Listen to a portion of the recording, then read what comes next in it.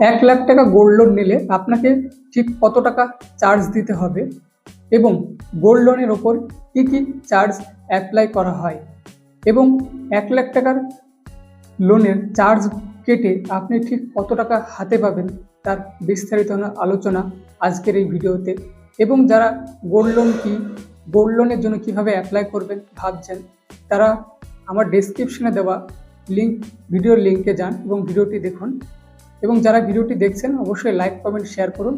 এবং যারা আমার চ্যানেলে নতুন অবশ্যই চ্যানেলটি সাবস্ক্রাইব করে রাখুন স্টক মার্কেট পাশাপাশি লোন এবং ফাইন্যান্সিয়াল টিপস পাওয়ার জন্য। তো প্রথমেই বলি প্রসেসিং চার্জ।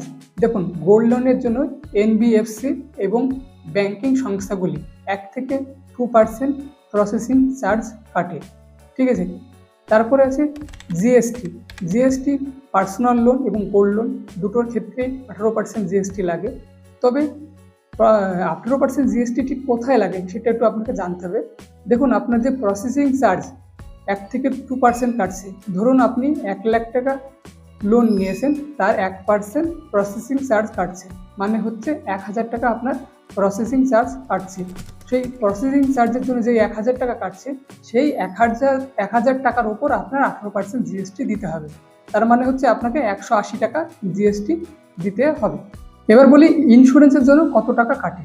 দেখুন, গোল্ডের ওপর কোনো ইন্স্যুরেন্স করে না, মানে বিভিন্ন সংস্থা বা এনবিএফসি সংস্থা এবং ব্যাংকগুলো, কারণ গোল্ড তাদের নিজের ভল্টে রয়েছে, তার জন্য গোল্ডের ওপর তেমন ইন্স্যুরেন্স হয় না। এবার যে লোন গ্রাহক, তার উপর জীবন বিমা বা লাইফ ইন্স্যুরেন্সের একটা বিমা করা হয়। তো সেটা আপনি চাইলে করতে পারেন, না চাইলেও নাও করতে পারেন। তবে ম্যাক্সিমাম ক্ষেত্রে নর্মালি একটি জীবন বিমা করা হয়, সেক্ষেত্রে 500 থেকে 1,000 টাকার মধ্যে একটা জীবন বিমা হিসেবে একটা চার্জ কাটা হয়। তারপরে রয়েছে ভ্যালুয়েশন চার্জ। দেখুন, পার্সোনাল লোন বা অন্যান্য লোনের সঙ্গে এই ভ্যালুয়েশন চার্জটা লাগে না, শুধুমাত্র গোল্ড লোনের ক্ষেত্রে ভ্যালুয়েশন চার্জ লাগে। এই ভ্যালুয়েশন চার্জটা কি? দেখুন, যে গোল্ড আপনি ব্যাংক বা এনবিএফসি কাছে রাখছেন ভল্টে, সেই গোল্ডের বিশুদ্ধতা বা কত ক্যারেট সেটা পরীক্ষা নিরীক্ষা করার জন্য যে চার্জ কাটা হচ্ছে সেটাকে বলছে ভ্যালুয়েশন চার্জ। দেখুন, 100 টাকা থেকে মোটামুটি 500 টাকার মধ্যে ভ্যালুয়েশন চার্জ কাটা হয়। বিভিন্ন ব্যাংক, বিভিন্ন সংস্থা, এনবিএফসির বিভিন্ন জায়গায় বিভিন্ন রকম কাটে, ঠিক আছে। সেটা আপনাকে বলে দেবে, সেটা ম্যাক্সিমাম আপনার 500 টাকার মধ্যে হয়ে যাবে। কেউ 100 টাকাও নেয়, কেউ 500 টাকা নেয়, এবং কোথাও 300 টাকাও নিয়ে থাকে। এরপর আপনাদের সঙ্গে আমি ক্যালকুলেশন করব। ধরুন আপনি 10 গ্রাম সোনা কোনো এনবিএফসি বা গোল্ড সংস্থাতে গোল্ড রেখে 1,00,000 টাকা লোন স্যাংশন হয়েছে, তাহলে আপনি কত টাকা পাবেন।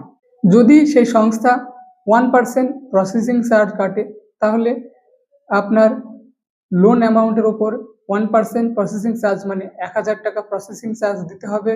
এবং ভ্যালুয়েশন চার্জ আমি 300 টাকা ধরলাম। জিএসটি, যেহেতু আপনি প্রসেসিং চার্জ 1,000 টাকা দিয়েছেন, তাই জিএসটি দিতে হবে 180 টাকা।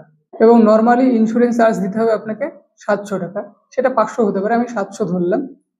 তাহলে সব মিলিয়ে হলো 2,180 টাকা। তাহলে আপনার 1,00,000 টাকার মধ্যে 2,180 টাকা বাদ দিলে তাহলে থাকে 97,820 টাকা। তাহলে আপনি 1,00,000 টাকা গোল্ড লোন পেলে হাতে পাবেন 97,820 টাকা।